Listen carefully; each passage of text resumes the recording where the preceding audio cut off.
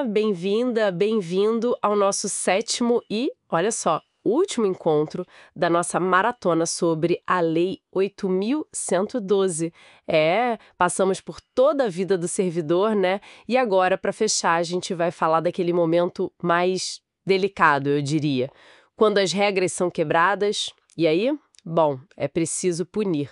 Hoje o tema é penalidades e o famoso, ou talvez temido, processo administrativo disciplinar, o PAD.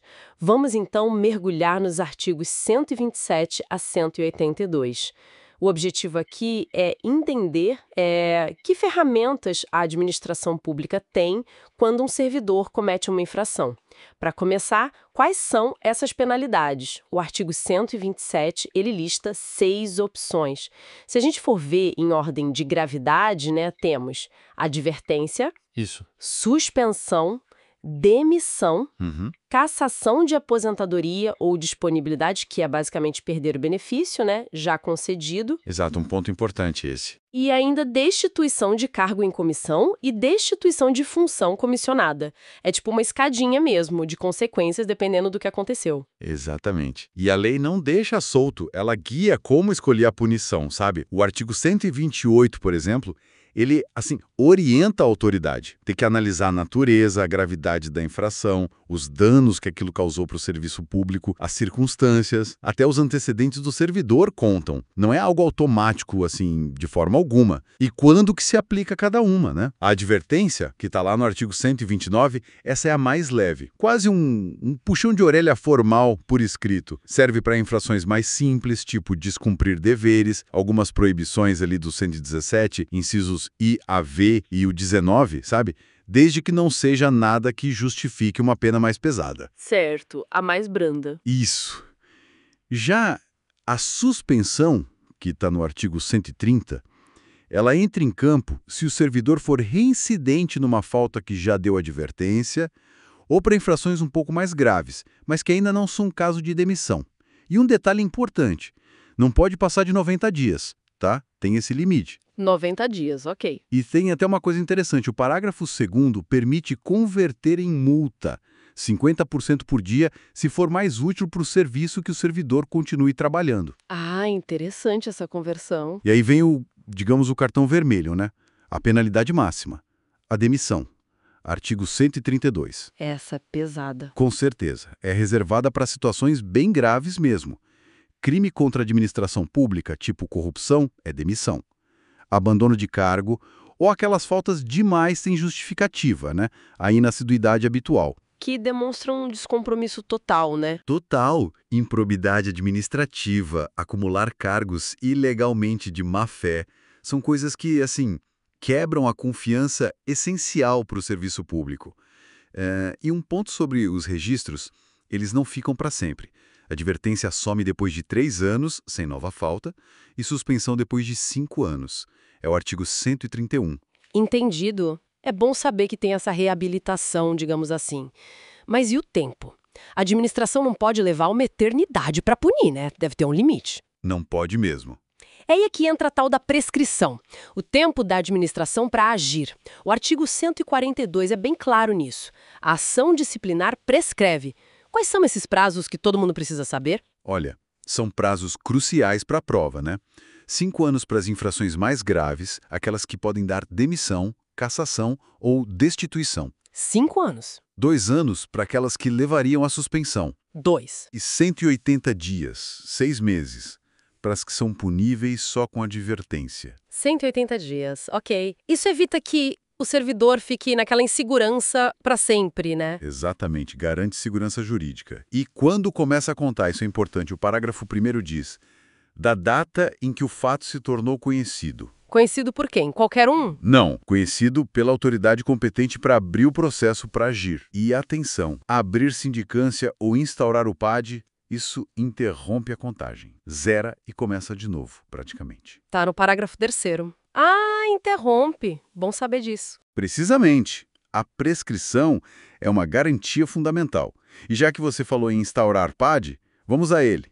O processo administrativo disciplinar. Ele não é sempre necessário, Mas para aplicar as penas mais sérias, tipo suspensão por mais de 30 dias, ou as mais drásticas, como demissão, cassação, destituição, aí sim, o artigo 146 diz: é obrigatório instaurar o PAD. E por que essa obrigatoriedade? Porque o PAD é um instrumento legal para apurar direitinho a responsabilidade do servidor. É nele que se garante a ampla defesa, o contraditório, ou seja, é a garantia de um processo justo antes de uma punição grave. O artigo 148 fala da finalidade. Entendi. É o devido processo legal na esfera administrativa. E como ele funciona na prática? Quais as etapas? Ele tem 3 fases bem definidas, como diz o artigo 151. Pensa assim. Primeiro, a instauração. É quando publica um ato que cria a comissão que vai apurar. Geralmente são 3 servidores estáveis, como diz o 149. Certo, a comissão. Depois vem o inquérito. Essa é a fase mais longa, o coração do PAD. É aqui que rola a instrução. Juntar provas, ouvir testemunhas, fazer perícia se precisar, tudo para descobrir a verdade. E, claro, garantir a defesa. A defesa do servidor. Exato. Depois que a comissão entende que há indícios contra o servidor, ela faz a indiciação. Aí o servidor é citado para apresentar a defesa escrita dele, tem um prazo para isso, geralmente 10 dias. O inquérito termina com um relatório da comissão, dizendo se acha que o servidor é inocente ou responsável. E a última fase? A última é o julgamento. A autoridade competente pega o relatório, analisa tudo que foi apurado e decide. É a decisão final sobre o caso. Artigo 167. Perfeito, bem estruturado e agora para quem está nos ouvindo estudando para valer, aquela informação que não pode faltar. A dica de peso, atenção total aqui. Memorize os prazos do PAD. O prazo geral para concluir o processo todo, da instauração até o relatório final da comissão, não pode passar de 60 dias. 60 dias. Mas olha o detalhe, pode ser prorrogado por mais 60, se precisar. Está lá no artigo 152. Prorrogação comum, aliás. E depois que o processo está pronto, relatado e chega para a autoridade julgar, ela tem 20 dias para dar a decisão final. 20 dias. Artigo 167 de novo. Esses prazos, gente, caem muito em prova. Muito mesmo. Foco neles. Bom, fazendo aquele nosso resumo para fixar. As penalidades na Lei 8.112 vão desde uma advertência, mais leve, até a demissão, que é a mais grave. A administração tem limites de tempo para punir, é a prescrição, né? Varia de 180 dias até 5 anos, dependendo da falta. E para aplicar as punições mais sérias, é indispensável o PAD, o Processo Administrativo Disciplinar, que tem aquelas fases certinhas: instauração, inquérito, que inclui instrução, defesa e relatório, e, por fim, o julgamento. Exatamente. E olha, com este episódio a gente fecha essa nossa série, essa jornada completa pela Lei 8.112. Foi um caminho longo, né? Desde a posse até aqui no PAD.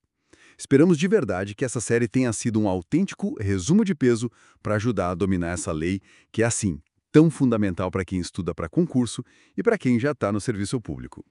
É interessante ver como a lei tenta equilibrar a necessidade de disciplina com as garantias do servidor, né? Com certeza foi um prazer enorme construir isso junto. Agradecemos demais a companhia e a confiança de quem nos acompanhou até aqui. Continue com a gente no canal para as próximas séries. Desejamos muito sucesso nos seus estudos, na sua prova. Lembre-se sempre, a dedicação e a fé movem montanhas. E jamais se esqueça daquela máxima: o seu maior concorrente é você mesmo. Até a próxima!